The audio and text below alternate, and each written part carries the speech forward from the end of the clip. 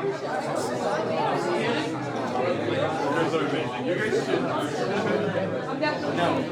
your seats, please. I just want to make sure that wherever you'd like to. We'll talk about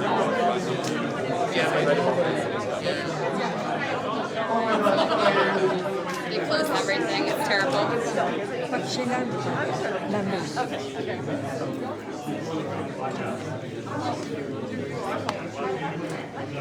Sit down. Yeah, wherever. Can I sit next to you? Totally. Okay. We're live.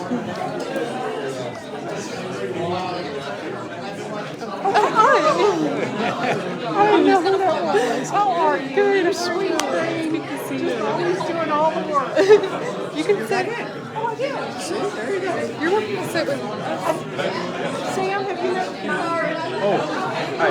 Sam, you know, my friend Michael? yeah, of course. You gotta understand, I don't have that. Abby, you know, you guys know it. Good to see Works you. well. Works well. It's just so fun. I mean, it's such a sad. Do what? I know. Yeah. That's for your purposes, and that's for me. This is ours. That's CBS. Okay. Yeah.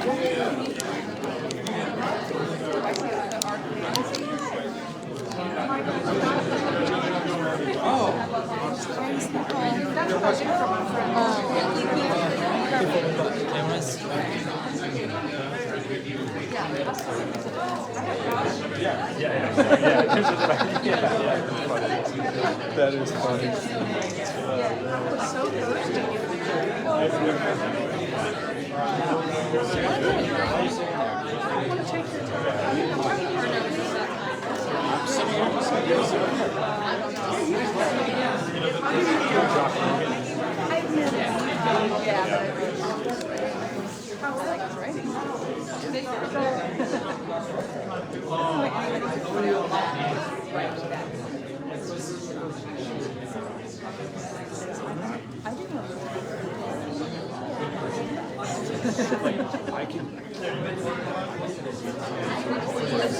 Thank you all for your patience. We'll be starting in about 5 minutes, 5 to 10 minutes tops. Thank you so much.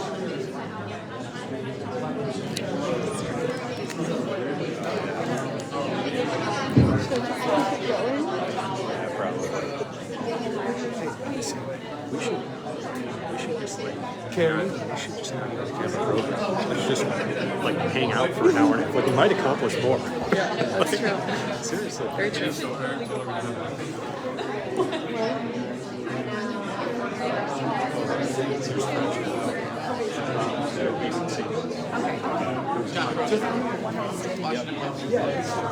all.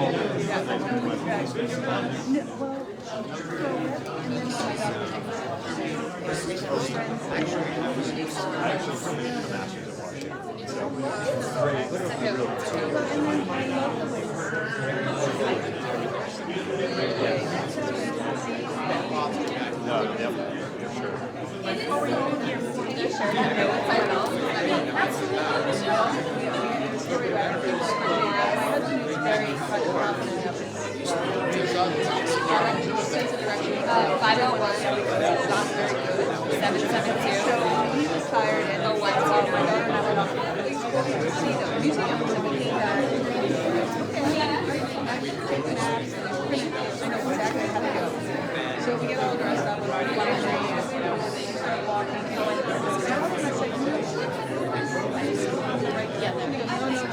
So you just go through this sort of door.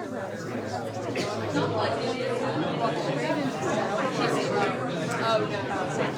Their neighborhood that they later discovered was the most dangerous in the United States.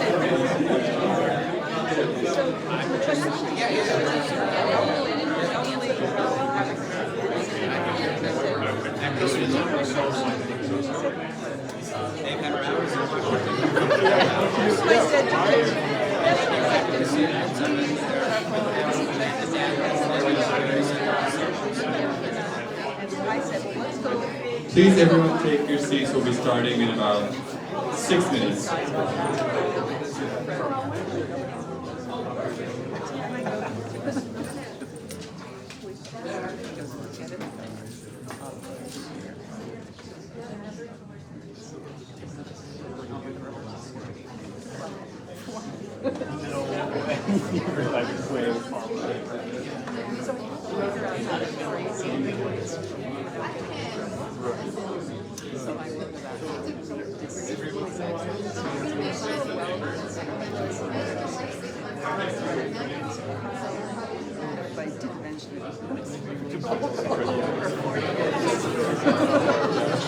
That's a great story. It's quite a rivalry. Yeah, exactly.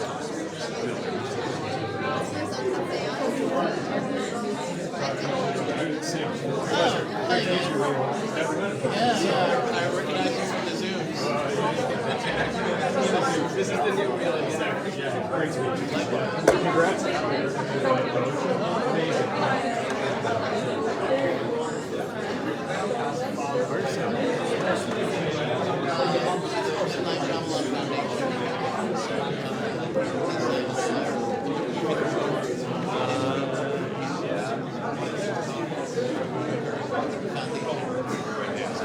Sorry, I'm walking in front of it.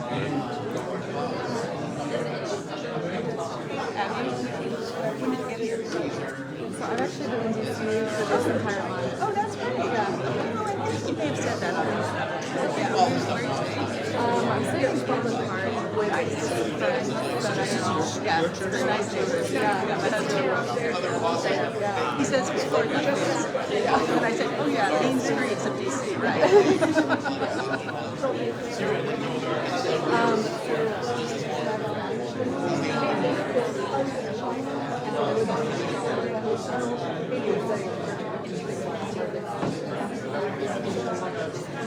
We're just trying to piece it together.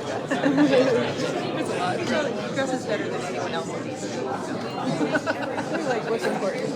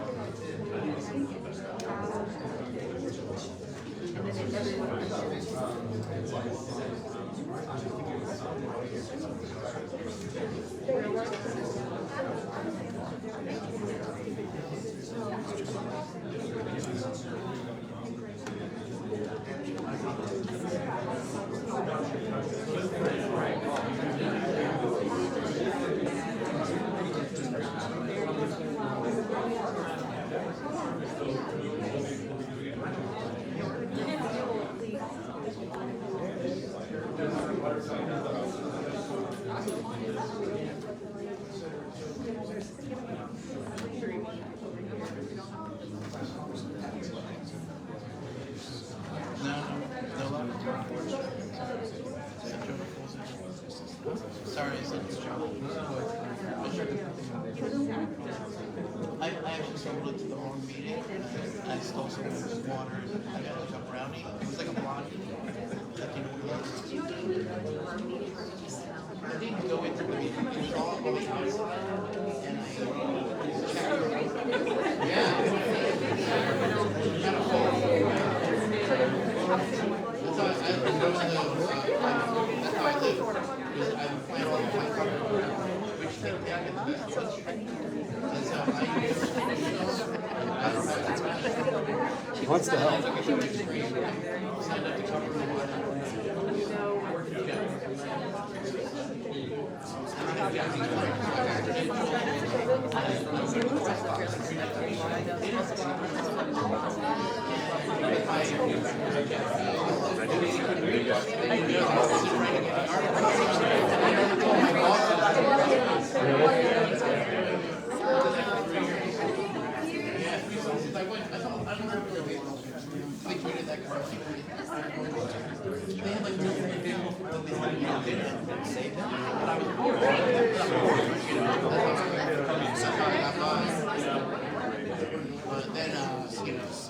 Thank you so much, everyone, for your patience. The event will start in 60 seconds. 1 more minute.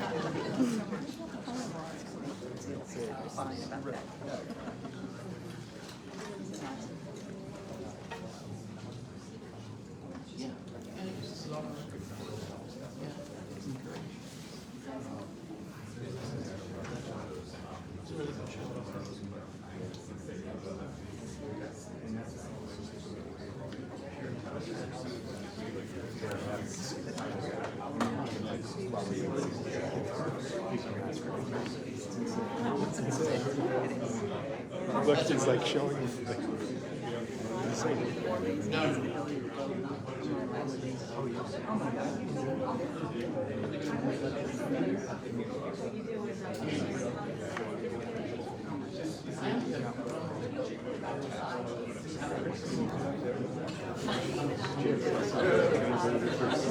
Back in Arabic. Back.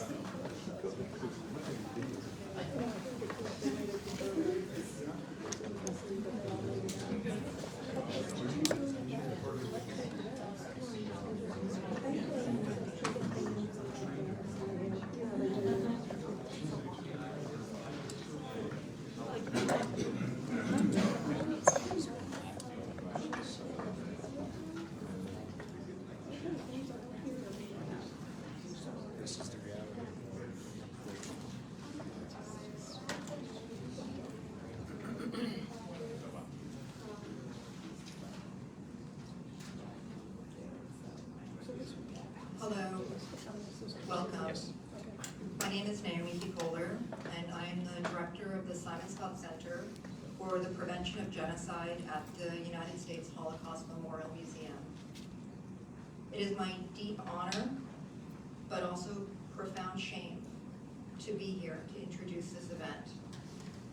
For 8 years, we have gathered with the Syrian Emergency Task Force and our Syrian friends for an event that should not need to be held, for a conflict that for 11 years has devastated a nation whose social fabric has been destroyed, and that continues to be governed by an individual who has perpetrated heinous crimes against humanity, against his own people. A situation where thus far, impunity has prevailed. Today, as we gather, there are tens of thousands of Syrians who are in detention, enduring torture, facing death. Hundreds of thousands of families yearn for any information about the whereabouts of their loved ones. In Idlib, the Syrian-Russian alliance continues to threaten civilians. Over 150,000 people have been arbitrarily detained since 2011. Behind each number, because people have been numbered, is a person, a young man, a pregnant woman, a small child. These are the most vulnerable of the vulnerable today in Syria. This is not a conflict or crisis that has ended. This is not the time to speak of normalization. Sadly, up until 2 weeks ago, Syria had receded from the front pages of newspapers.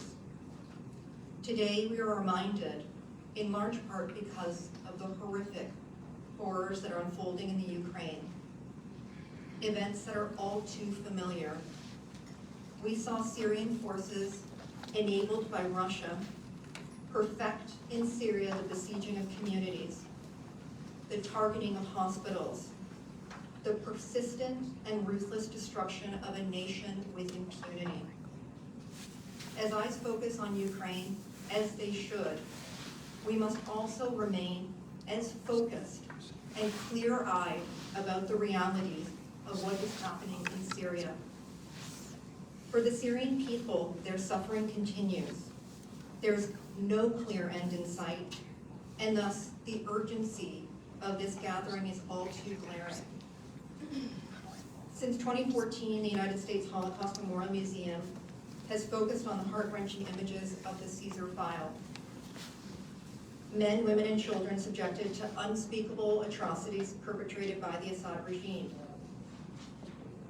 Our institution has been committed to educating the world about these crimes, crucially highlighting the voices of ordinary Syrians who are saving lives and working toward a better future for their country, informing policy discussions about civilian protection and atrocity response, and advancing the cause of accountability. We are deeply honored and humbled to do this alongside our Syrian partners, countless heroes who each day struggle to preserve human rights and protect. Many of those people are in this room today. Many are watching through the live cast, and sadly some are no longer with us today because the terrors of what is happening in Syria remain so real that some of our colleagues who dared to return were detained, tortured, and we believe killed. We are deeply moved that today we are able to share with you and tomorrow with a much broader audiences these images of mass graves that have been shared with the world thanks to the courage of an individual known by the name Gravedigger, who has shared the location of mass graves. Again, they house the bodies of men, women, children, elderly, grandmothers. All too often, we as an institution have felt that our collective cries and the cries of our Syrian partners have been met by silence. Every Syrian man and woman that the museum has partnered with or spoken to has expressed a sense of abandonment. This is a moment to change that. As an institution, we know all too well the painful cost of indifference. As I was walking into this commemorative event, I saw a tribute to Congressman John Lewis, who the museum awarded the Elie Wiesel Act, our highest award, to. We also awarded it to the White Helmets. There was a quote that said, "When you see something that is not right, not fair, not just, you have to stand up, speak out, and find a way to get in the way and get in trouble. Good trouble, necessary trouble." I am honored to be gathered here with all of you, with the Syrian Emergency Task Force, with the M. Night Shyamalan Foundation, with members of Congress who are here to make good trouble for the people of Syria, so that hopefully this is the last event that we come together for. It is my deep honor to introduce Ranking Member of the House Foreign Affairs Committee, a champion of the Syrian people, Congressman McCall.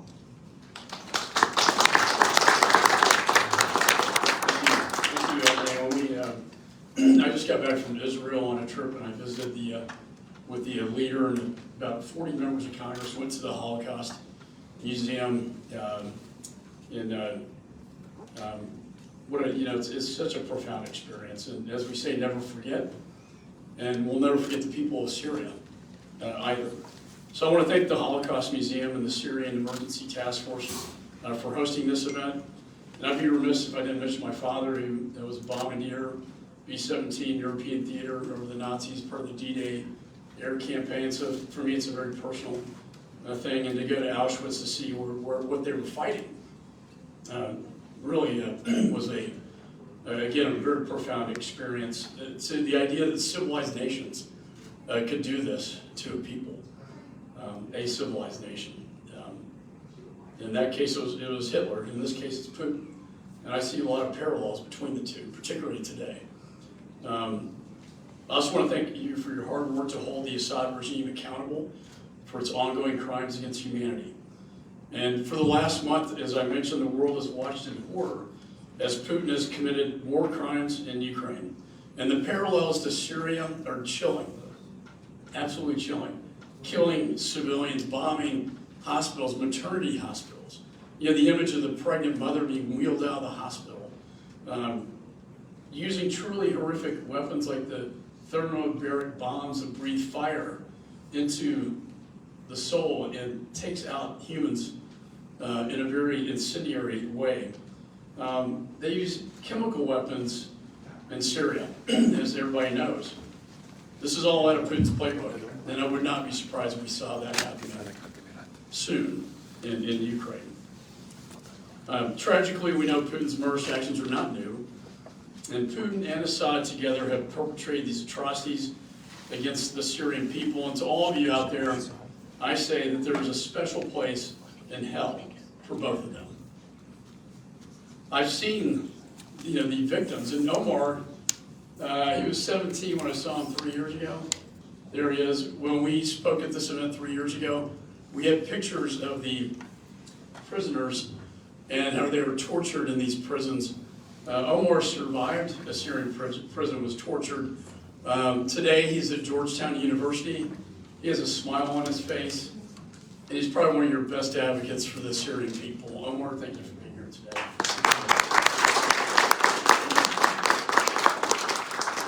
And we may have a committee an opening that we may not extend you in the near future if you're interested. This event does mark the 11th anniversary of the beginning of Assad's war against the Syrian people. In the last year, he has murdered more than 13 million Syrians. 13 million Syrians have been displaced. So we look at what's happening in Ukraine, 2.5, 13 million Syrians have been displaced. 580,000 have been killed, and over 130,000 detained or disappeared. We're standing here today to honor every single one of them. They had lives, hopes, and dreams that Assad cut short through displacement, detention, and death. And that's why one of my priorities has been urging other countries not to normalize relations with Assad. There can be no justice if relations with Syria return to business as usual. Assad and his backers are still brutalizing the Syrian people. And if the international community signals any kind of return to normalcy, Assad will interpret that as weakness and as a license to continue his killing and torturing of innocents. That's why we need to do more robust enforcement of the Captagon Act to hold Assad, Russia, and Iran, and Hezbollah accountable for this brutal war. Our sanctions on these criminals are mandatory under the law. We also need to continue to work together to stop Assad from blocking and manipulating humanitarian assistance to Syria. The world is increasingly learning the details of how the Assad regime exploits the humanitarian crisis it creates by profiting off international assistance. And we must continue to work tirelessly to ensure humanitarian aid is delivered directly to those most in need without interference by the Assad regime. So, as we say with the Holocaust Museum, never forget. As we say with the Syrian people, never forget. What you see before you are the prisons. Basically, the victims who are buried historically at these sites that fortunately we are unearthing to show to the world what one man has done to so many people, just like what Putin has done, one man creating so much human suffering and crimes against humanity. I believe in good versus evil. I believe in a God, and these two men will be brought to justice. Thank you so much for being here today.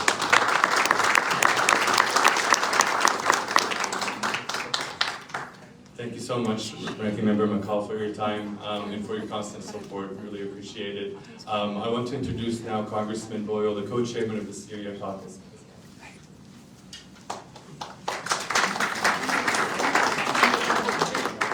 Well, thank you. I'm Congressman Brendan Boyle, represent the 2nd District in Pennsylvania, part of the city of Philadelphia. I'd like to thank the Syrian Emergency Task Force, the United States Holocaust Memorial Museum, and the M. Night Shyamalan Foundation for inviting me to offer a few words here this evening. Also, special thanks to Moaz for your continued advocacy on these issues and for putting this timely commemoration together. This is actually the second event today. Some of you were participating in the event that I took part in this morning that was mostly a virtual event. As was mentioned, I am the founder and co-chair of the Friends of a Free, Stable, and Democratic Syria. My Republican co-chair, Adam Kinzinger, joined me this morning. He and I have worked very hard with a number of you over many years now to attempt to raise awareness and end these mass atrocities that are happening in Syria. And I was thinking, one of the challenges with going after a great speaker is the speaker before you will end up inevitably saying a number of the things that you were going to say. He linked Putin, and that's what I talked about this morning, actually, and I want to depart from my remarks and just talk about that for a second. There's an irony, a very sad irony, that right now at this moment, I'm supposed to be speaking at the same time at two different events. One about the 11th anniversary of the Syrian war, and the other a fundraiser to help Ukrainian refugees who were made refugees by the Russian invasion of Ukraine. They are linked by one person, Vladimir Putin. And so over the last few weeks, if you hear people in the media and even elected officials saying honestly and earnestly that, well, this is the first time we have seen Vladimir Putin do this, that is wrong. Every single thing that we have seen over the last several weeks in Ukraine, we have seen in Syria. In fact, I said offhandedly to someone last week, well, this is the Aleppo playbook. It's the Aleppo playbook. He isn't deviating one bit. Things like bombing a school or a hospital, and then waiting a certain period of time until, in Syria's case, it was the white helmets, would rush in to help, and then bombing again. Causing mass refugees.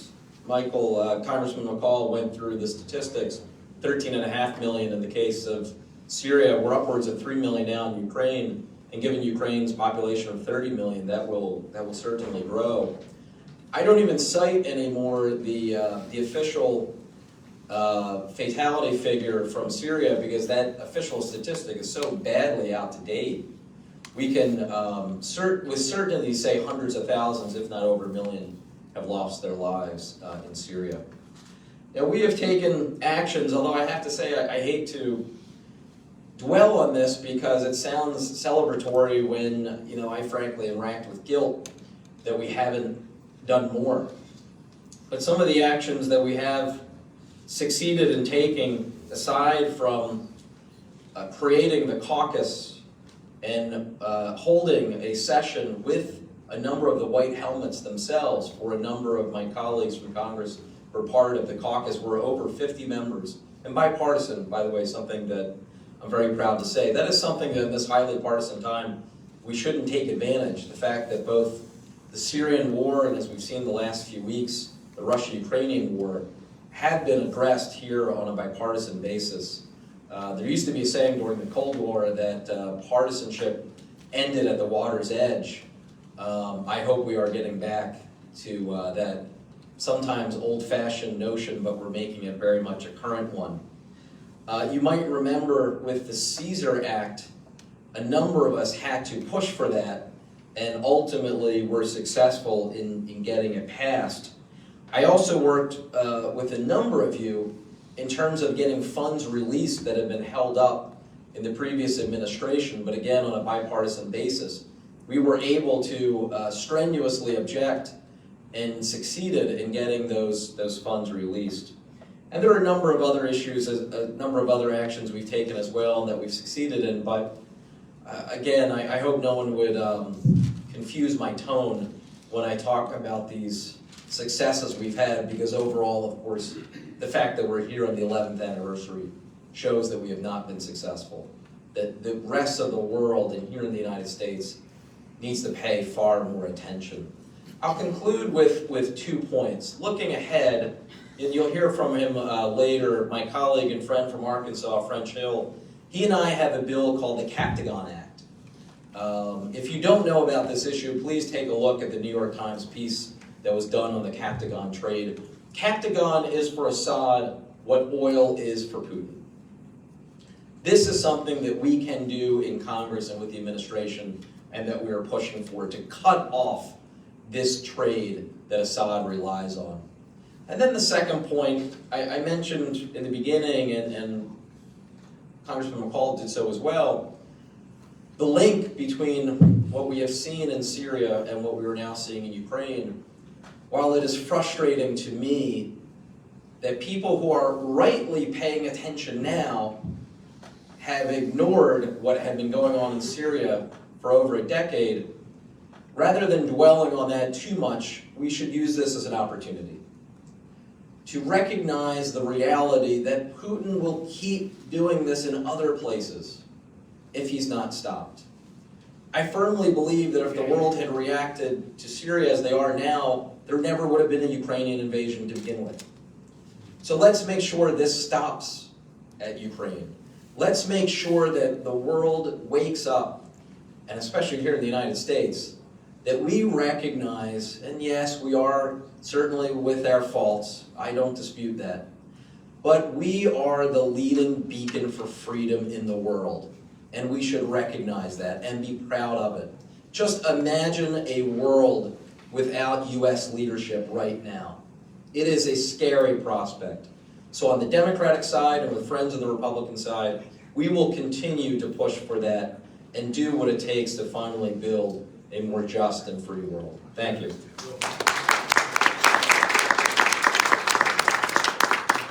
Thank you so much, Congressman Boyle, for your leadership and your remarks. We will be playing a short video followed by remarks by Ranking Member Wilson and Congressman French Hill.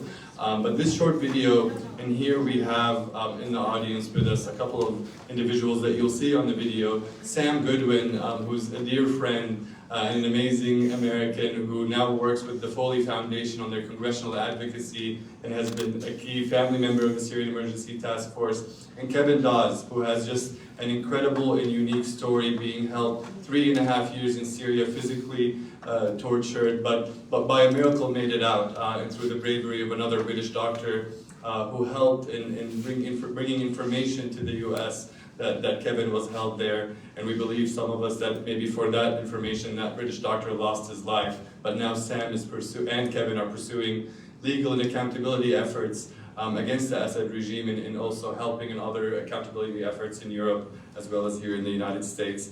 And so now I would like to play a video that includes not just Sam and Kevin, but also Simon from Australia, Martin from Germany, and Christian Baxter from Canada, all Western detainees formerly held by the Assad regime, and you'll hear in their own voice in a very short video about their experience. The Arab Spring in Syria was being fought against a very tyrannical regime. It is a designated terror state, according to the United States and many others, and in truth, they do rule their people by terror. And the pogroms have been continuing to this very day. And you could go there and see horrors, piles of dead children, things like that have been perpetrated by the regime. People knowing about this is important. In fact, it might be the only way change happens. There has to be a demand for it. My name is Sam Goodwin, and I'm speaking to you today on the 11th anniversary of the Syrian Revolution, a conflict that is arguably the most tragic humanitarian disaster of our lifetime. In 2019, I was wrongfully detained on false charges of espionage in Syria. Thank God, thanks to a long list of people who worked tirelessly, I was released safely. But potentially the most decisive element of my detention were the other Syrian inmates that I encountered. Some of the most remarkable people I've ever met anywhere in the world. Virtually none of them were true criminals, but instead just victims of a corrupt regime's criminal justice system. Many had been in prison for years and been subject to horrific torture. It was heartbreaking to hear firsthand what they and their families had endured over the past decade. And we cannot continue to turn a blind eye to what's happening. My name is Christian Baxter. I'm a Canadian citizen. I traveled to Syria in December of 2018. A week into my travels, I was sent to homes where I was interrogated and asked why I was in the country. I was thrown into a cell with a Syrian where I witnessed a great deal of torture. I heard people being tortured all day and all night. And I honestly thought I would die there. I was held in solitary confinement, and I was never allowed outside. So for 9 months, I was just literally held in a cell all day and all night. I would hear people being tortured, and it just went on, and I was so afraid they were coming in to torture me. And so they've been punishing and penalizing people for decades. We really need to stand up. We need to remove the Syrian regime.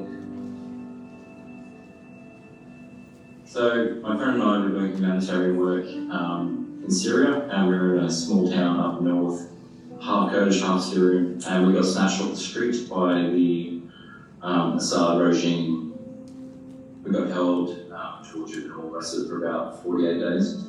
The thing that is hardest for me to reconcile is the torture and killing of all the people that lived there. It was constant, the torture, the killing was constant, the raping was constant, and it was hell on earth. And I'll never forget that. The hardest bit is the screams. The hardest bit is the screams of the people getting killed next door. The hardest bit is the screams of the people getting tortured, and also the dead bodies. The design of that prison was designed by the guy who designed the Holocaust camps. So they know what they're doing. So as far as torture goes, it's the worst yet. And I think the only thing that got me out of it was my passport colour. My passport was the reason that I didn't get executed. Your heart breaks because the people that suffer the most are the civilians. They're the people that suffer. Their fathers get taken, their mothers get taken, their daughters get taken. I think when it comes to tyrants, I think that we need to be uprooted. People need to make a stand against tyrants. It should not be tolerated. Well, in 2018, I was working for a WHO-funded project for a humanitarian aid organization in northeastern Syria, and we were basically our job was like to deploy to deliver medical aid to affected civilians. We got in a slightly ambush kidnapping situation from members of the Syrian regime.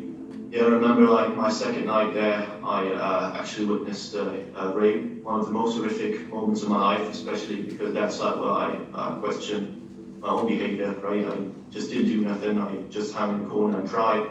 I think like we are way beyond this line where we should have stepped in. And if you look into this right now, like in Ukraine's hospitals being bombed, and we don't even question this anymore. We had this in Syria, we didn't care. That was the next step. We had chemical weapons that had been used, and there hadn't been any consequences for this. So I think it's very important to make very clear where we pull this line, because we said never again. Your support directly impacts the fortunes of the victims of the monsters that we still see profit in dealing with. You too can make a difference, and you can always be proud of it.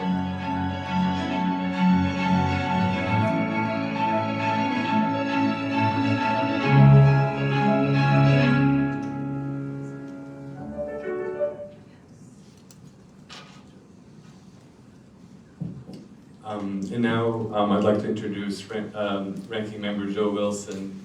Please, thank you again for you and your office, by the way, for all the support on this event today. Thank you very much. Ladies and gentlemen, I'm Joe Wilson. I'm really grateful to be here. Friends of the people of Syria. Gosh, it's so inspiring to look out and see you, and then to see the courage of the people of Syria who are resisting. 11 years ago today, at the beginning of the Syrian revolution, which was resulted in the shooting, the murder, the killing of so many people, injuring so many people. But the spirit of the Syrian people lives on. And it's impressive to me because in our state of South Carolina, the Syrian Lebanese community is beloved. Okay, they've been so successful and so appreciated. I served in the state senate with Ed Salibi. My former district director, deputy director was Emily Salibi. I'm really grateful that working with the Tibshraini family, just different families that really have made such a difference in South Carolina. Then I've seen the spirit too.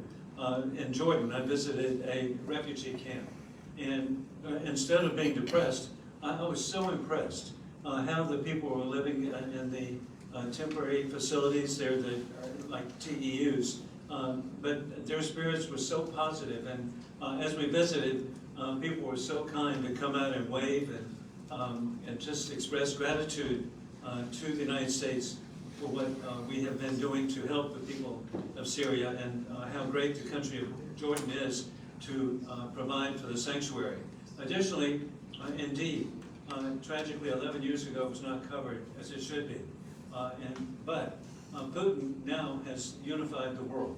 Unintentionally, he unified Republicans and Democrats to stand up for the people of Ukraine. And additionally, Congressman Boyle and I are the co-chairs of the European Union Caucus, For the first time ever, the EU, 27 countries, have come together to even provide military aid to the people of Ukraine. We knew NATO would actually, and it has, unified 21 countries.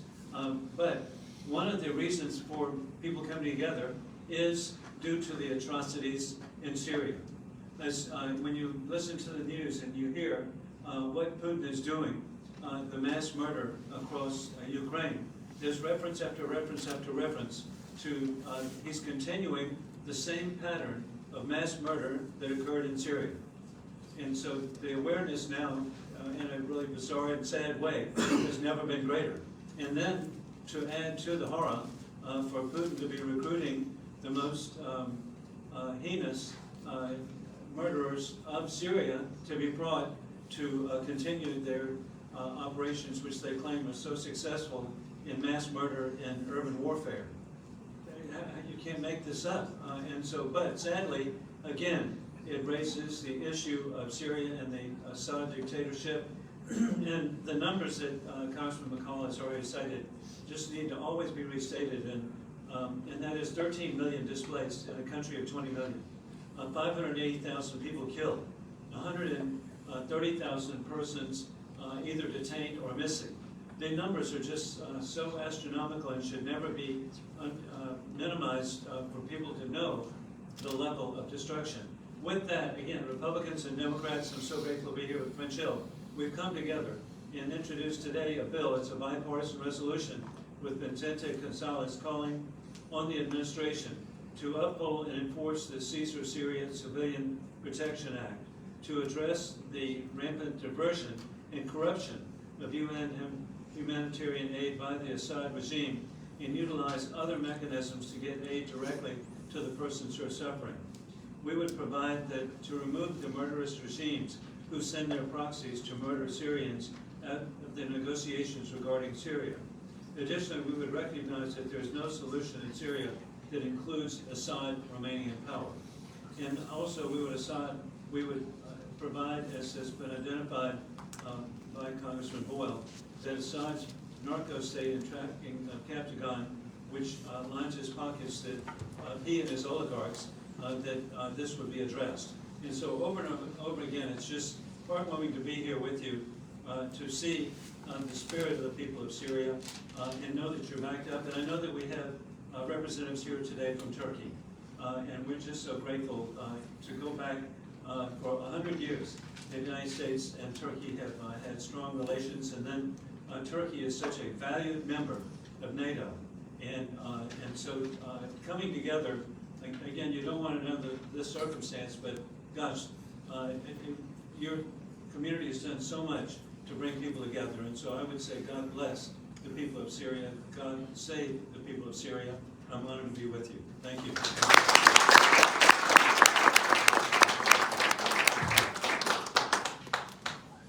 Thank you so much, Congressman. And now, as a proud Arkansan, I want to introduce my Congressman, Congressman French Hill.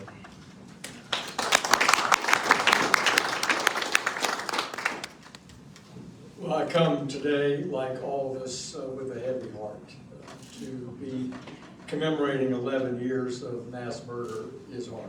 And Naomi, thank you for bringing us together, and the Shyamalan Foundation, and of course the Syrian Emergency Relief. I'm grateful for Muazz's leadership and for all of my constituents that have done so much in volunteering and raising money. Jerry Adams is here from Arkansas, and just so grateful for that work, reaching out across the country for Americans to support those children who are desperately trying to learn and have some modest shape of life in Idlib province, now trapped up. And like Joe Wilson, we've got to thank our friends in Syria and our friends in Turkey and our friends in Jordan who are coping with displaced people, and encourage them. And we do that by partnering with our friends in Europe, but we're not going to encourage them by recognizing the Assad regime. We're gathered here today on this 11th year to say that that is the absolute worst thing that we can do. We understand the weariness of war. We understand that. But if Caesar is brave enough to bring us the photographic evidence of mass murder and torture in prison, and work and enable a major law to be passed in America to document war crimes, and to do the same in the European Parliament. If Omar is brave enough to have escaped Syria, tell us the stories in firsthand witness of what has occurred over these past 11 years. And today, if the Gravedigger is brave enough to testify in court in Hamburg, West Germany, Germany now, and brave enough to come to this Capitol and display these photographs showing the terminus point of these thousands of people murdered. But I come to with a heavy heart because of Maj Kamalmaz, who was a professor in my district, and his family lives in Tarrant County, Texas now. But I pray to God every night that he's not underground in one of these pictures, and that by some miracle he's alive, and some miracle he's in Syria and will be somebody that we celebrate freedom.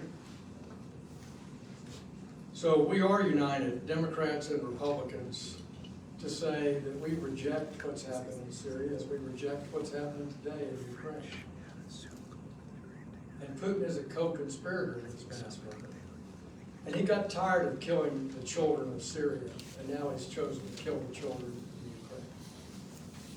The sick, sick world when you have Putin and Assad teamed up to deliver the promise in Homs in 2011. Assad, or we burn the country. And so for 11 years, we've burned the country. And to think that's happening in the heart of Europe, I know depresses everyone in this country. And we have to say no to normalization with Syria. We have to say that we're drawing the line, that famous line you hear presidents talk about all the damn time. Well, we've drawn the line in Ukraine. Because Vladimir Putin came to power in 2000. His first effort was to level Grozny, kill 25,000 people, and destroy a city to just concrete dust. He goes into Georgia, he pays no diplomatic, military, or economic price. He takes Crimea during the Obama administration without firing a shot. But for the first time in these 20 years, these 2 decades, Putin has met his match. The world is unified, Europe is unified, NATO is unified, and for the first time in his pitiful adult KGB trash life, he has met resistance, armed resistance. Not talk in Geneva, not talk in Vienna, not talk in New York, armed resistance. So the line has been drawn. We're standing in that breach, and Europe and the United States, the transatlantic partnership, our friends in Japan, our friends around the world, are not going to let this stand. I'm proud to be at your side. Thank you very much.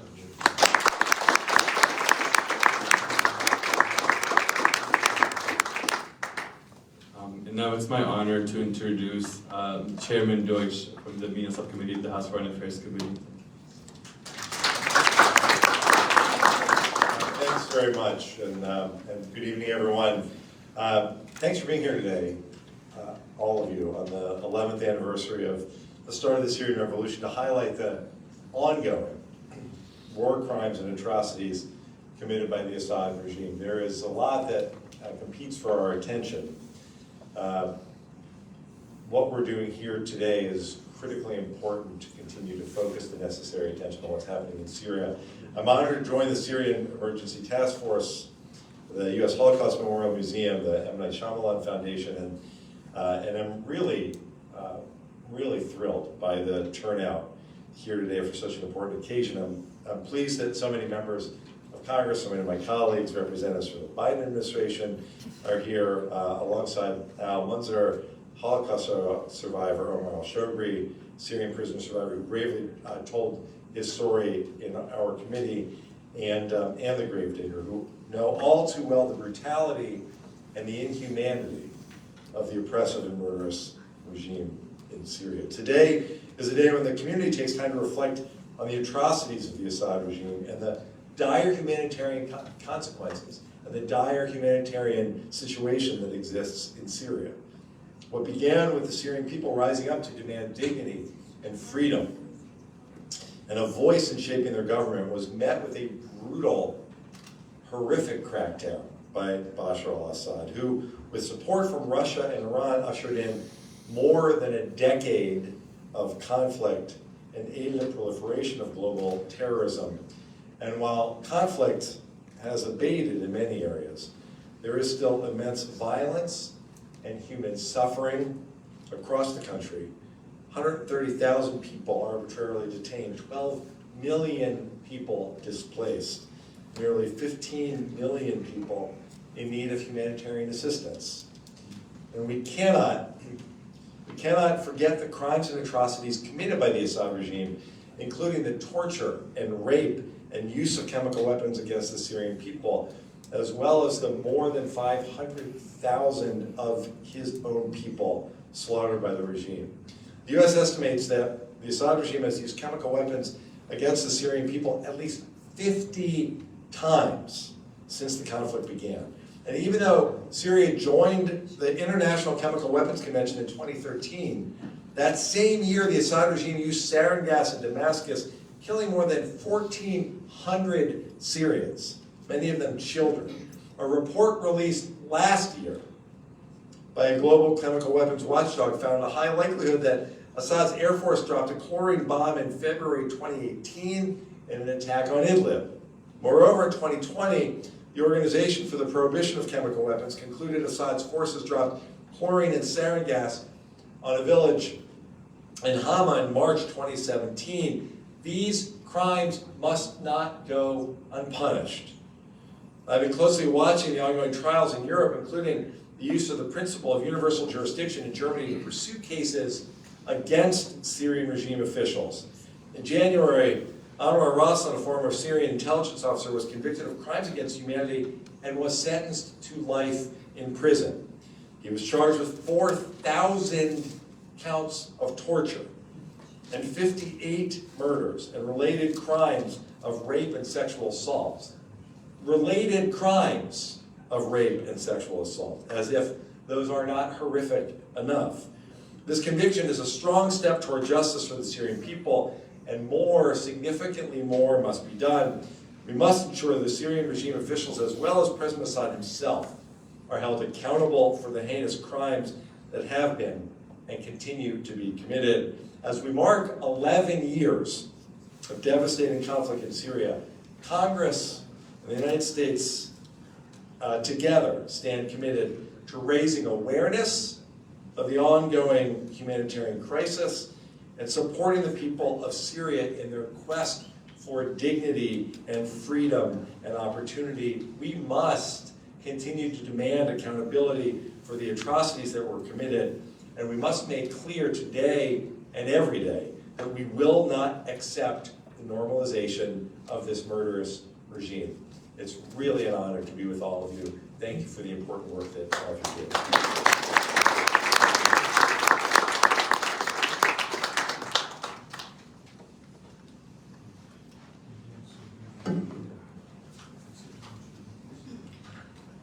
Thank you so much, Congressmen Wilson, Hill, and Deutsch, for your incredibly powerful words.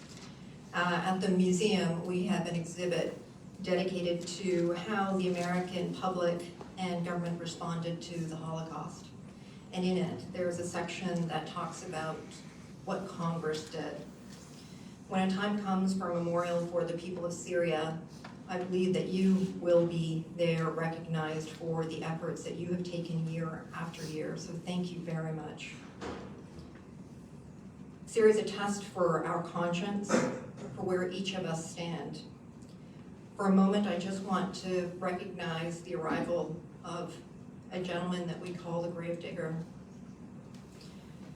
He and each of those who worked to expose the horrors of the Assad regime are heroes. And we hope that his presence in Washington in the coming days helps to shape the conscience of policymakers and the public to endeavor to find ways to save lives and advance justice. He is here and he shared his experiences at great risk to himself and his family. I'd like us to just take a moment to recognize him.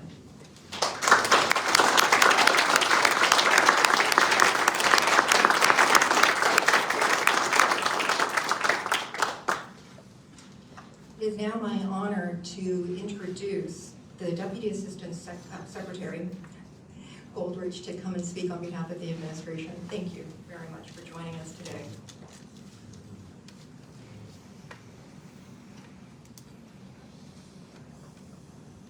Thank you very much, Naomi. It's an honor to join such a distinguished group of speakers that has been brought together today by the Syrian Emergency Task Force and the U.S. Holocaust Memorial Museum for today's important event marking the 11th anniversary of the Syrian uprising. I'm humbled by the opportunity to hear the perspectives of Syrian civil society this evening, including from Omar al-Shogri, the Gravedigger, and others who are speaking about their harrowing experiences. Most of us cannot imagine what it is like to experience the traumatic events that are being described. Reliving them in the repeated but absolutely necessary retelling takes its own emotional and mental toll. We are grateful to these brave Syrian activists for their willingness to share their powerful testimonies, to bear witness, and to keep the memory alive of what they have seen and experienced, to allow for there to be justice and accountability.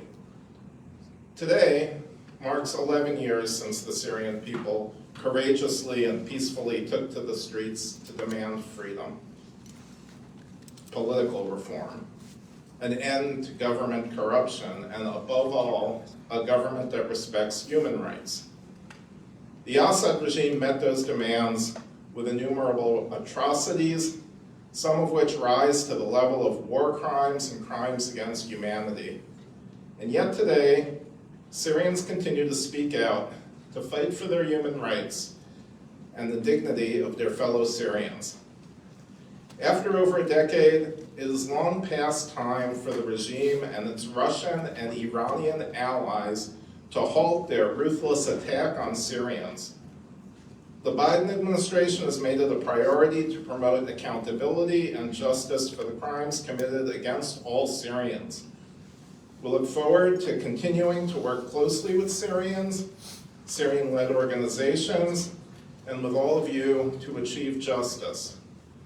We strongly believe that stability in Syria can only be achieved through a political process that represents the will of all Syrians. And let me highlight that accountability is essential in building confidence in the political process called for in Security Council Resolution 2254 and to secure a stable, just, and enduring peace.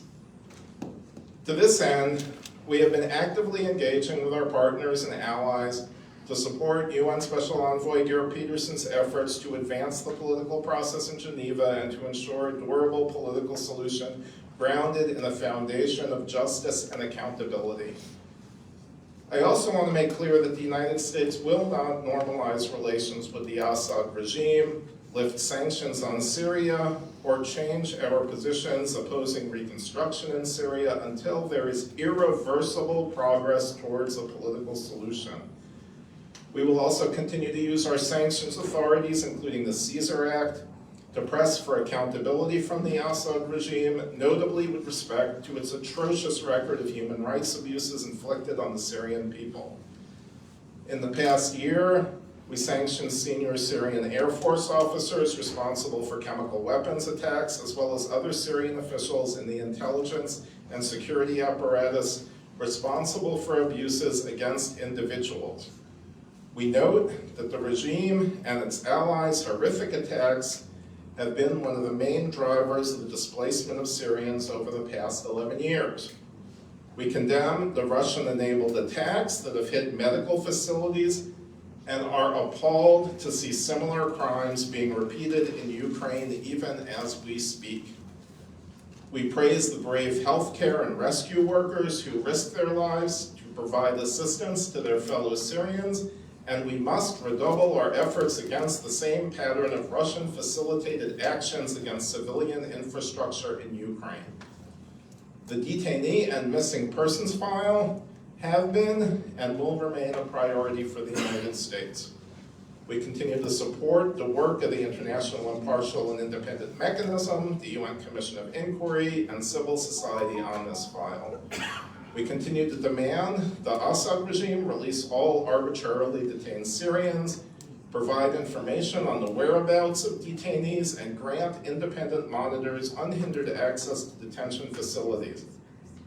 The United States pays tribute and continues to support the brave individuals and organizations who carry out the courageous work of advancing for human rights.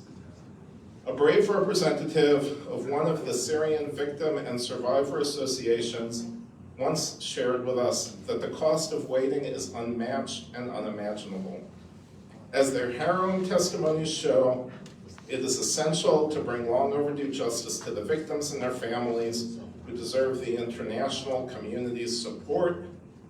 Accountability and justice for the crimes, violations, and abuses we are hearing about this evening is essential to securing a stable, just, and enduring peace in Syria. Thank you very much.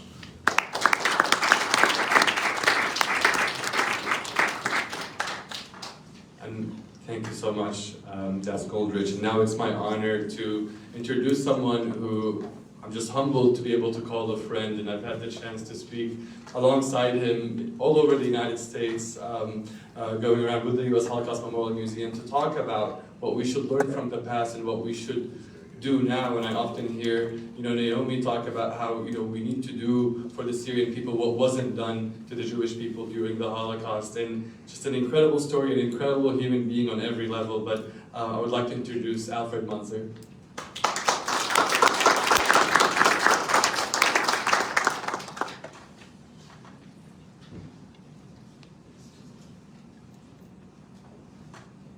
Members of Congress, distinguished guests. As you heard, I am a survivor of the Holocaust and a volunteer at the U.S. Holocaust Memorial Museum. For the survivors who volunteer at the museum, the events in Ukraine of the last few weeks have rekindled painful memories that we thought had long been put to rest. They have also reminded us of the ongoing 11-year-long plight of the people of Syria. I am able to stand before you today because a Dutch-Indonesian family and their Indonesian Muslim nanny living in Nazi-occupied Netherlands risked their lives to save a 9-month-old Jewish baby. My sisters, Eva and Leah, did not share my good fortune. They had been entrusted to a different family and were betrayed to the Nazis and killed in Auschwitz, February 11th, 1944. They were 5 and 7 years old. My parents too were deported. My father was liberated by the 80th U.S. Army, but succumbed 2 months later to the effects of starvation and lies buried in the former Ebensee concentration camp. My mother survived 12 concentration camps, and I was reunited with her in August 1945. In 1958, she and I immigrated to the United States in the hope of resuming life far from the constant reminders of the losses we had suffered. Multiply what happened to my family 1,000,000 times over to get a measure of the tragedy we call the Holocaust. But to me, the greatest tragedy of the Holocaust isn't to have grown up without a father or to have been deprived of the companionship of 2 older siblings. It is that the Holocaust did not spell an end to prejudice and hate or to state-sponsored atrocities and mass murder. About 7 years ago, I befriended a child survivor of Cambodia's Khmer Rouge, An Chorn Pond. An was imprisoned as a 10-year-old and only survived because he learned to play music for his captors, which they amplified throughout the camp to cover the sound of skulls being cracked. And then, about 3 years ago, I met Omar al-Shogri, who as a teenager was cruelly imprisoned by the Assad regime in Syria and barely survived unspeakable torture. Today, I give voice to my sisters and to the 1.5 million children killed in the Holocaust who call out for the children burned and maimed and orphaned in Syria. Regardless of events elsewhere in the world, their plight must remain front and center of the world's attention. The perpetrators of mass atrocities and murder in Syria must be held accountable. Anything less would give the lie to the solemn pledge made after the Holocaust: never again.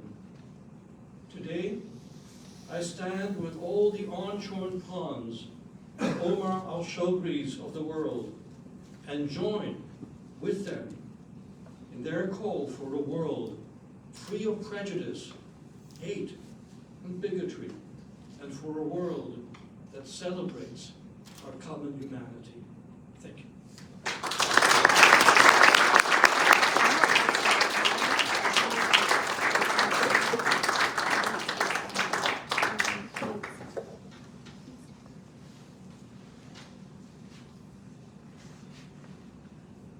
Thank you, Al, for those incredibly powerful and moving words.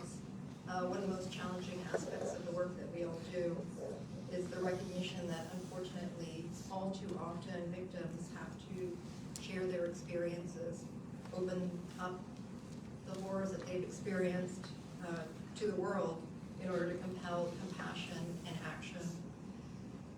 The through line between Al and Omar is the remarkable resilience that both of them have, the ability to overcome and endure experiences that no one should have to endure. I think the reality, and after you hear Omar speak, you'll feel this, is it's enough, this is enough, this has to end. We can't continue to have situations where Omar speaks, Gaddafi speaks, Mazen speaks, the Gravedigger speaks, Caesar speaks, over and over and over and over again. As a descendant of Holocaust survivors, I cannot in good conscience accept that this continues. And we as an institution, again, are here to remind everyone that when we say never again, it must mean never again. It is my profound honor to introduce Omar, one of the most remarkable people that I've had the privilege to know.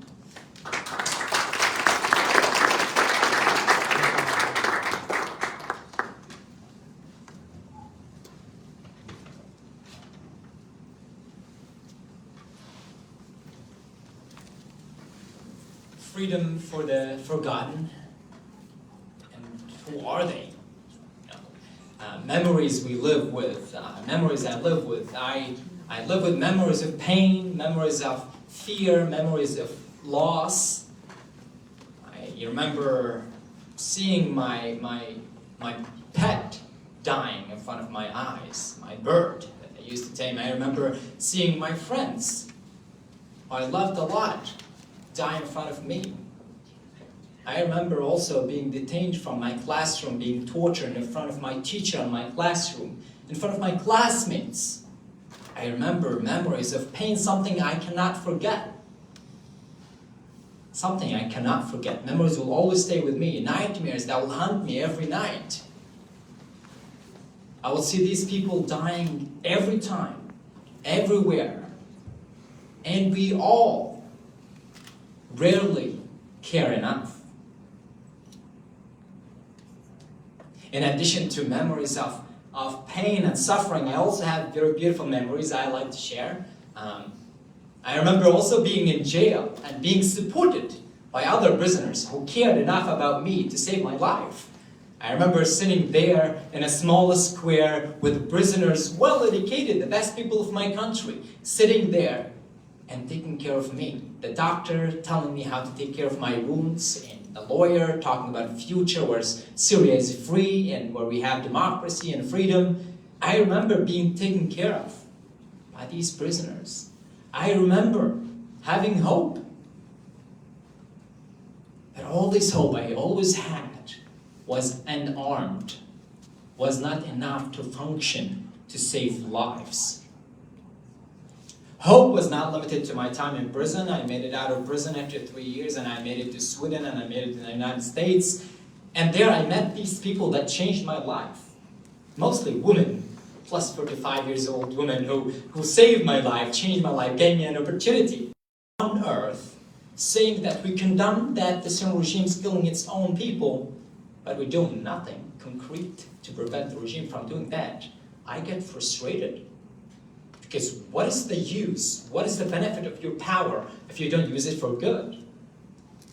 And I'm criticizing the US government from this platform. Being inside the US Congress, I think this critique must be said. Things must be said the way it is. The US has so much power, and we can see how they influence the world to act and to care for Ukraine. And we are extremely happy as Syrians to see Ukraine being supported, because we share an enemy, the Russian government that has been killing the Syrian people and the people of Ukraine. We share that.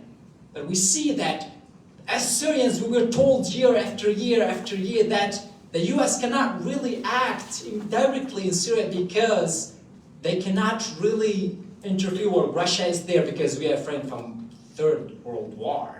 But they are intervening with Russia through Ukraine. So there's actually ways where the US can help the Syrian people. But the US does not help the Syrian people if you, the American people, don't act. Don't take the step to reach to your congressman. Tell them that you have to actually take the responsibility. I will not vote for you if you don't care about this. Caring is not just saying the word care. Caring is actually taking actions to change the situation on the ground. Today we fear that, we won't be able to renew the agreement to allow humanitarian aid to Syria. We may be starving 6 million people to death.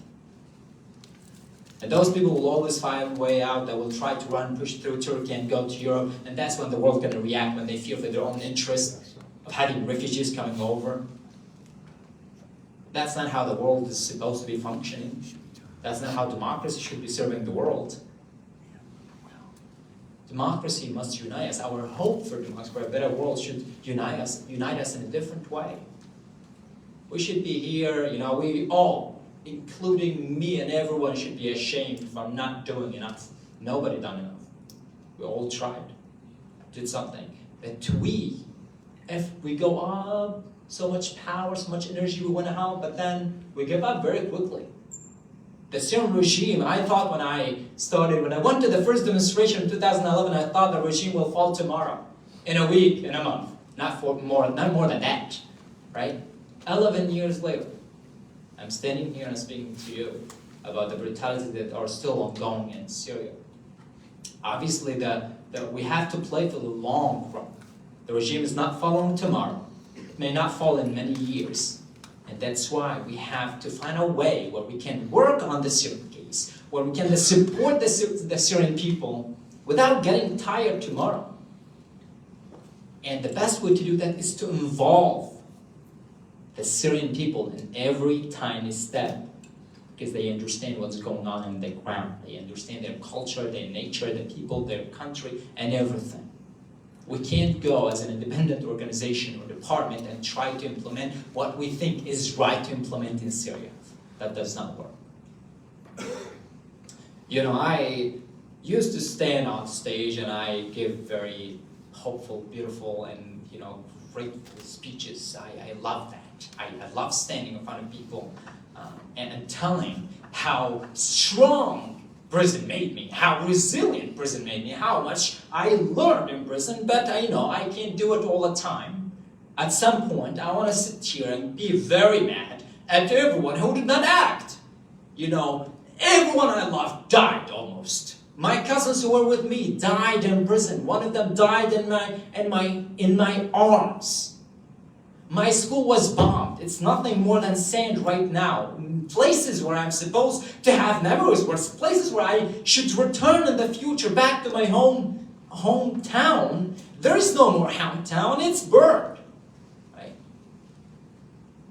You know, my dad was killed. You know, there's small things you may not think about, but you know, when I walk on the street and somebody is, you know, walking with their dad, you know, sometimes it clicks in my head. I don't have a dad anymore, right? My oldest brother, who I was very proud to have fun or fight with him, I don't have him anymore. The youngest brother is also gone, and I don't have my childhood friends. Like, can you imagine a life where you don't remember or don't have any of your childhood friends? They all gone. They died in a massacre committed by the Iranian, the Russian, and the Syrian regime together. All these regimes, that's what the most frustrating things in the world is, when dictatorship, brutal governments are very, very unified, united together. The Iranians, Russians, Chinese, Syrian regime, the North Koreans, dictatorship, brutal regime, no humanity, they all stick together. How much do we stick together? Not enough to defeat them. Not enough to bring justice and peace to Syria. And that's shame on us, all of us. You know, Syria has produced a lot of amazing people, powerful people who does not fear anything, like Caesar. And when Caesar comes, you think, well, that's enough. We have Caesar, we have the photos, we have the evidence, we have the world. Obviously we don't, and we need people like the Gravedigger to come today. It's extremely sad that we need people like you. It's so sad that we need to bring you here to the US Congress to speak, to tell about these photos of mass graves. These are places where my beloved ones are placed right now. It's extremely sad because, you know, after 1 year from now, we will be waiting for someone else. We have Omar, who was detained there and he was numbering the dead bodies, and we have Caesar, who took the photos, and we have now the Gravedigger was burying the dead bodies, and tomorrow we'll be looking for someone else to complete the story. Every year, when I first met the Caesar here in the US Congress, I met Caesar for the first time. I thought finally the story is complete. There's the guy who was detained, the guy who saw the dead people, the guy who numbered the dead people, and then the photos of them dead. That's the evidence. But then we have it complete now again, having the Gravedigger know where these people. I wonder where. How far should we go to convince the world that what's going on in Syria need to be stopped? What's going on in Ukraine need to be stopped. We need to get together. If these people in this room don't get together on taking next step after this event, the world won't, right? It's easier to do it. So let me obviously finish my remarks with something hopeful. I obviously prepared nothing for a speech. I rarely do. But I came to, I just flew from Norway, and I get surprised how much a human can care, right? Individually, as an individual case. You don't care about Syria because of Syria. You care about Syria because you met someone that you like, someone you care about that's from Syria.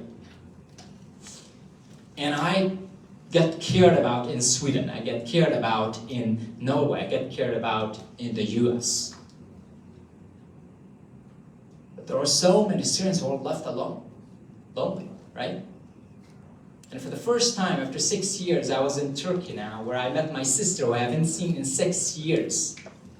And I was surprised by the Syrian Emergency Task Force, because an organization should not be limited to doing specific kind of work, especially when it's an organization like the Task Force, working with the Syrian people. It's just about completing a mission of caring about the Syrian people. So they made a surprise to actually make me meet my sister for the first time for 6 years. She was crying obviously for hours, cried more when I left Turkey. I won't what I'm trying to say here is that don't ever think that the kind of work or the work you can do to care about the Syrian people is limited to anything. It's never limited to anything. You can do anything you want. If somebody can spend 3 years in Syrian detention centers, be tortured on a daily basis, and be starved on a daily basis, and seeing his best friends dying next to him all the time, and still manage to make it out to the world, and learn the languages that he learned, to be able to tell the story of the Syrian people, and stand in front of you with a smile on his face. That means you can do a lot. You just need to get it in your head that you can do something, and you take the next step. And never say, I can't help, it's too complex. It is not too complex in Syria. After 11 years, we repeat it again. It's a regime killing its people for asking for freedom and democracy.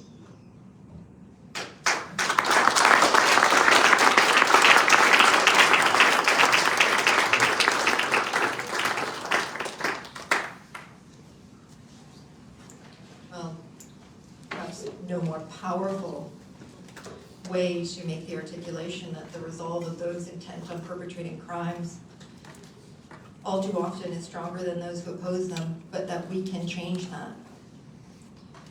It's my honor to introduce a force for good.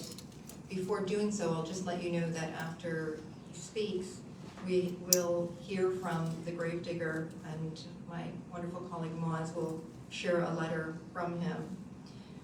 Ambassador Stephen Rapp is the Tom Bernstein Genocide Prevention Fellow at the United States Holocaust Memorial Museum. We have been incredibly privileged to have him join us for years now. He was the former U.S. Global Criminal Justice Ambassador at Large, and he has dedicated his work to trying to secure justice for the Syrian people. He's going to join us by video now.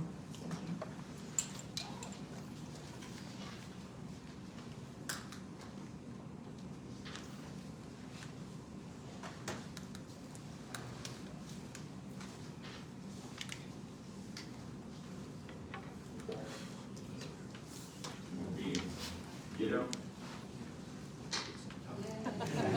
part of this program today, I wish I were with you, but I'm in West Africa working to try to bring another dictator to justice as this meeting convenes. You know, it was 11 years ago today when Syrians dared to agree that they could have a country like other countries, a country like the United States, where the government serves the interests of the people and not the interests of the dictator and his family. We know how that government responded. It was a message, it was a dream, it was a hope that Assad could not allow. His response was to, frankly, wage war against the people of his country.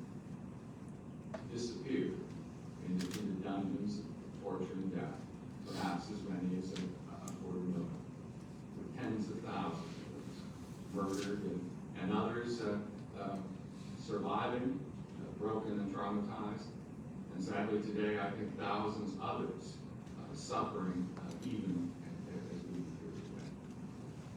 The good news, and if we're on any good news in the Syrian context, is that we're beginning to see justice, and it's a reflection of the work of the Syrian people. It's a reflection of the evidence of Caesar, the brave Syrian military policeman. Job it was under judicial police orders was to take photos of people tortured to death by the regime.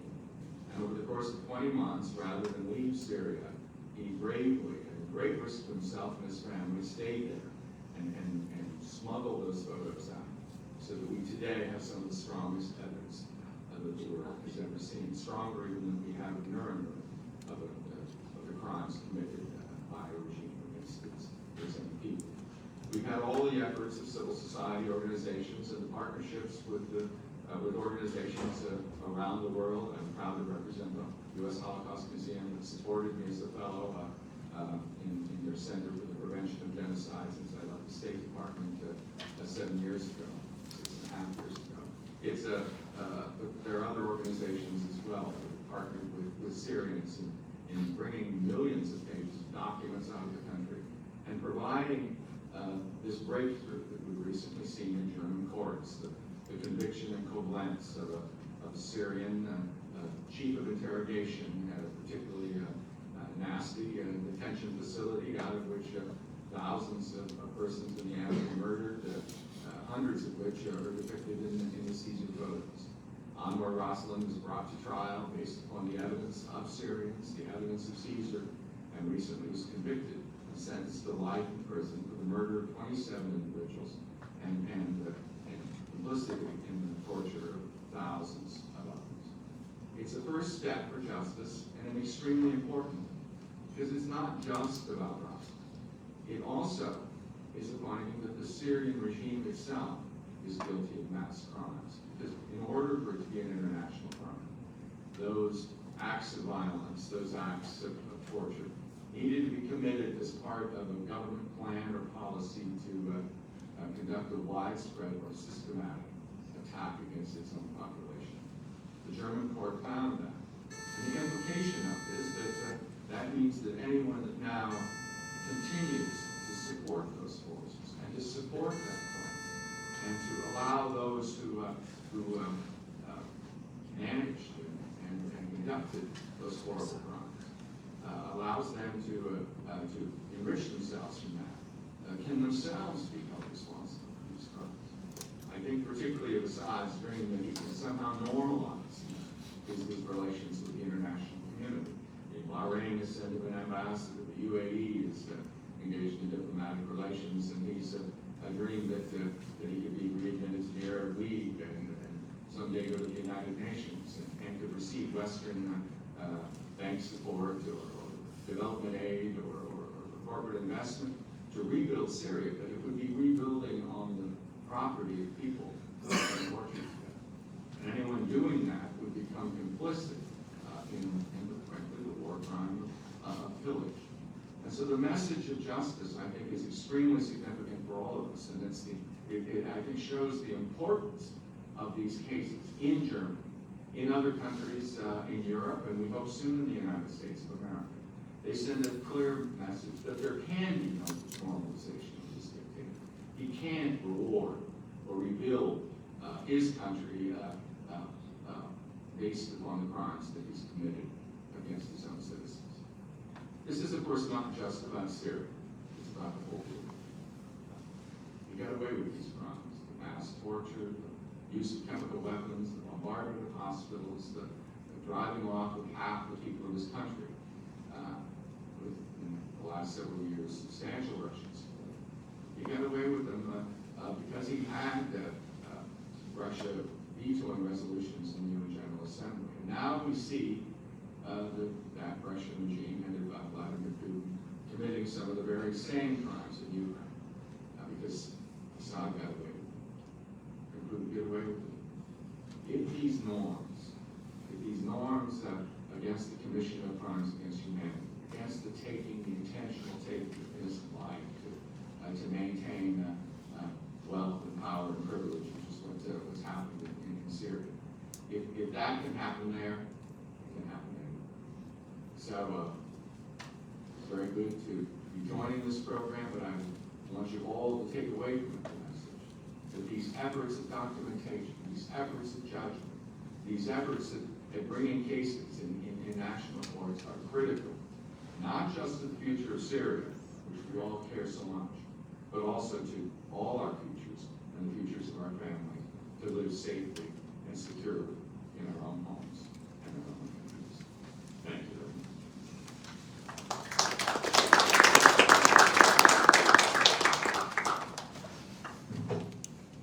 I want to thank you all again for your patience. I know it's been a long program, and I want to thank the Holocaust Museum, the amazing team that just really put this together, including Vero, who's right there.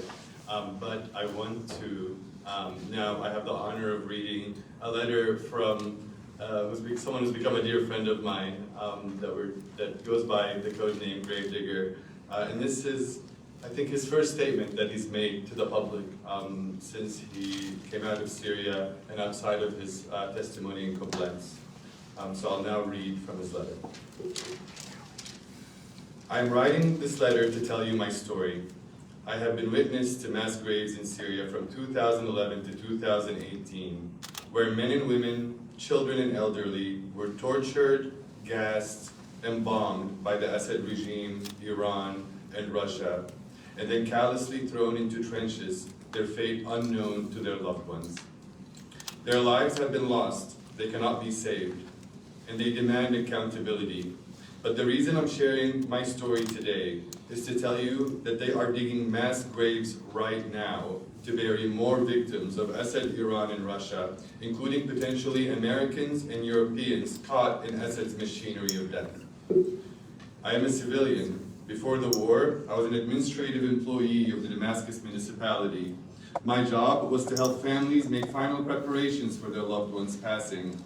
Each funeral was dignified with religious prayers and rituals, and all were properly laid to rest. Family members were given the opportunity to say goodbye, and the sanctity of every grave was respected. In 2011, my office was visited by a regime intelligence official. I was ordered to work for them, and when the regime asks for something, you don't say no. I was not prepared for the horror of my duties. Every week, twice a week, 3 trailer trucks arrived packed with 300 to 600 bodies of victims of torture, bombardment, and slaughter. Twice a week, 3 to 4 pickup trucks with 30 to 40 bodies of civilians that had been executed in Saidnaya prison arrived for disposal in the most inhumane way.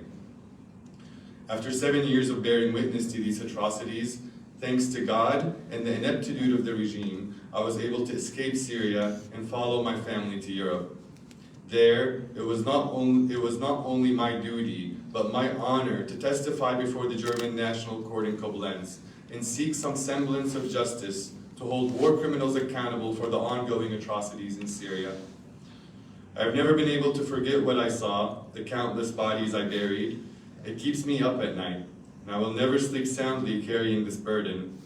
No one should, because these massacres are still happening. As you sit here now, don't just listen, hear me.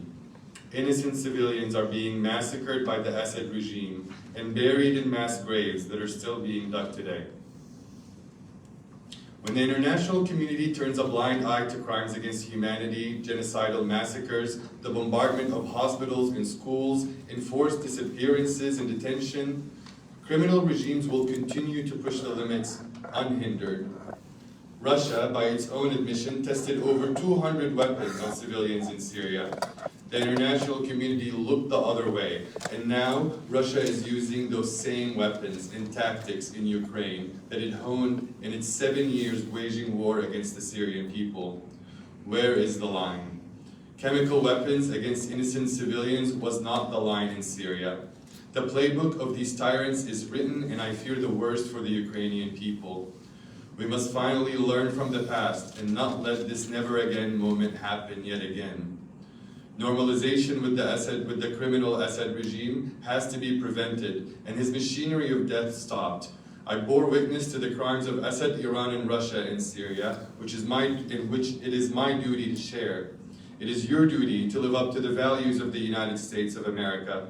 Anyone doing business with Assad should not only be publicly rejected, but punished.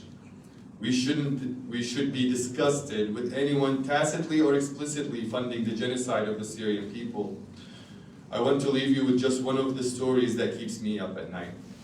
One day, one of the trailer trucks dumped its contents of several hundred dead, mangled corpses into the trench in front of us. Unexpectedly, we saw a flicker of movement. There was a man near death, desperately using his last reserve of energy to signal to us that somehow he was still alive. One of the civilian workers, crying, said that we had to do something. The intelligence officer supervising us ordered the bulldozer driver to run him over. The driver could not hesitate, or else he would have been next. He ran over the man in the trenches, killing him. As for the young man who had dared to shed tears over the victim of Assad's regime, we never saw him again. I write this letter to appeal to you. not only as policymakers and journalists and government officials, but as human beings. Take heed of what is happening in Syria. Although hundreds of thousands have been murdered and millions displaced, the worst is still yet to come. It can be prevented, but I beg of you, do not wait a second longer. Take action.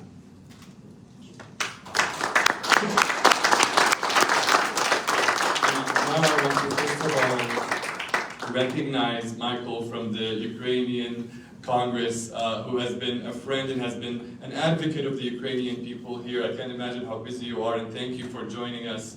And I also want to introduce this very brave doctor who sent us this video from Odessa, and we'll let him speak to you from Ukraine. Speak English, people. My name is Valery Yaslavsky. I live in Odessa, Ukraine. On the 21st of February, my daughter was woken up by the explosions in Odessa, as well as thousands of other children in Kharkiv, Kyiv, Mariupol, and Lviv. And now is a sad week when all Ukrainian children within the day or even the weeks live in the basements. Never again. We other has this slogan from the whole world and from Russia in particular. It's been 11 years since the war in Syria started and 19 days since the war in Ukraine did. They are wars directed to total extermination. Different continents, different nations, but the aim is the same, to eradicate everything and everyone who disobeyed Putin. Syria 2011, Russia supports the criminal rule of Bashar al-Assad. Ukraine 2014, Russia can keep Yanukovych's dictatorship, steals Crimea, and starts what they did in Syria in some places of Ukraine. The following years, Russia fully intervened in Syria, practicing warfare against civilians, and this warfare is being undertaken on my land at the moment. Shelling of hospitals, using of cluster munitions and phosphorus bombs, firings of populated areas and of green corridors, destruction of spiritual sites. Trust me, the mosques of Aleppo matter to Syrians as much as the churches of Zhytomyr and Kharkiv matter to us. And the girl, dead in her mother's arms in Damascus, suffered the same as the one that died of degradation under the ruins in Mariupol. The only difference is that her mother had died a few days before. Bakar is Cherokee and bread factory in Makayev. Probably in the view of Putin, those objects were dangerous to Russia. Putin thinks that he can rule the world and decide who lives and who dies at his own discretion. Russian darkness of world map tries to go down in history on my land. 11 years ago, he was given an opportunity to practice because the sky was not closed. Nowadays, he is flexing his muscles and burning his face in front of Ukrainians. And the sky is open again. But this time, it is the sky over Europe. Don't maintain the illusion. Putin will never be sated. Ukraine is the door after which he will break into your home. You decide whether this door would be armed. The world watched and condemned crimes against humanity in Syria. The world watches and condemns crimes against humanity in Ukraine. And only armed force of Ukraine, together with the whole nation, send orders of the evil empire to hell. We have enough willpool to that.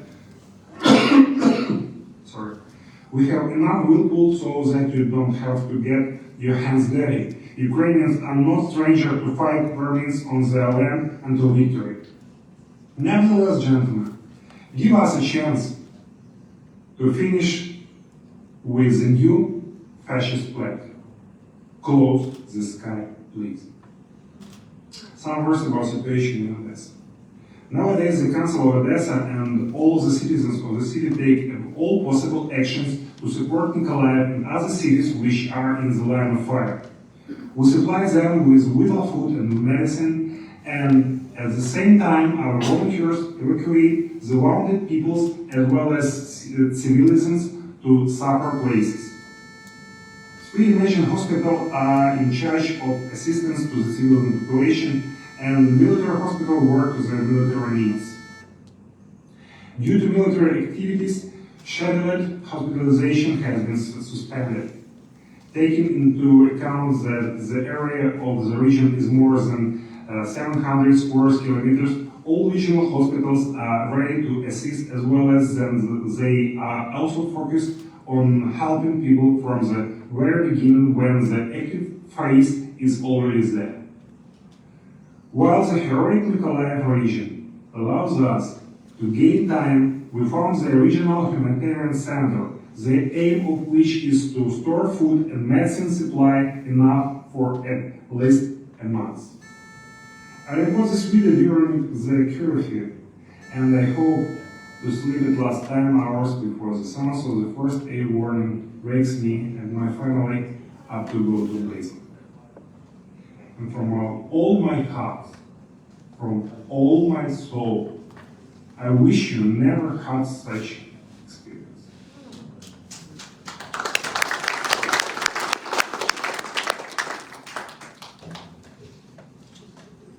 And so I want to again thank the members of Congress that joined us today, the U.S. Holocaust Memorial Museum and Naomi, who've been like family, the amazing people at the Syrian Emergency Task Force, every single staff member that works behind the scenes.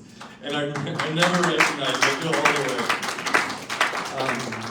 And I want to say, for nobody knows like the Syrian people what the Ukrainian people are going through today. What also scares me, nobody other than the Syrian people understands of what's to come in Ukraine.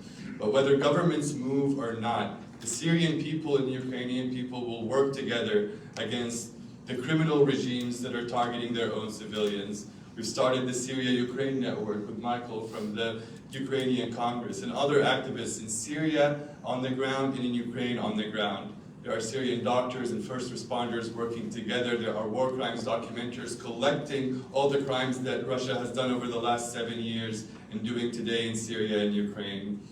And I just want to say, we all learned in high school or college or something about these never again moments that happen. Nobody bombed the railroads that took 6 million Jews to gas chambers. We should have. No one stopped machetes that landed in Kigali, and in 3 months, 800,000 people were slaughtered in that genocide.